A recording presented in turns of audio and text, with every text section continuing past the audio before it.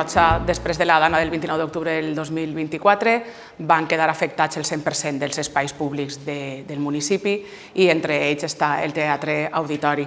A nivell cultural van perdre el Teatre Auditori de Catarroja, van perdre el Museu Antoni Amir i van perdre tota la part baixa també de la biblioteca. Sí que és cert que nosaltres també teníem molta programació cultural al carrer i per tant totes les places, els carrers que també estaven afectats van sofrir aquest paró. Eixa nit, en els carrers del voltant, l'aigua va arribar a 3 metres. Aquesta és una de les parts més afectades del poble i, per tant, així l'aigua va assolar tot el sòtan, que està baix d'on estem ara nosaltres, que és on feia l'Escola Municipal de Teatre, on tenien tot l'aparetatge elèctric i funcional de tot l'edifici, que va quedar també afectat. Teníem ahir també l'escenografia, la conxa musical per a quan feien concerts, etc.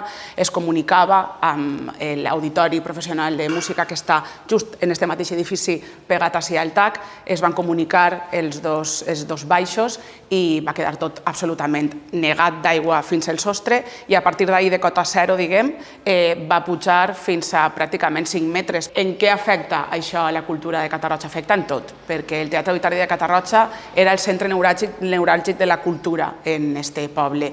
Dels 365 dies de l'any obríem més de 250 i tot això actualment està parat.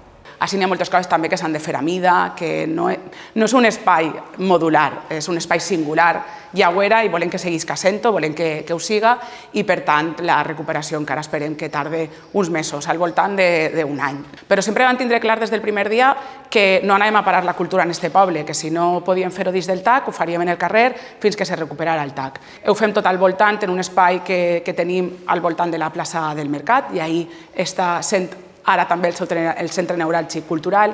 Les associacions tenen necessitats i aquestes necessitats també culturals ajuden també a passar el dol i a sanar i a seguir reconstruint el que era Catarroja i el que volem que torni a ser.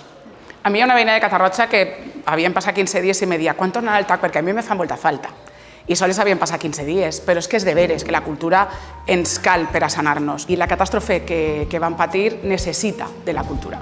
El TAC tornarà i volem que torne com el que era, però volem que torne també millor i sobretot el que volem és que se plene, que se torne a plenar de gent i torne a estar el TAC obert.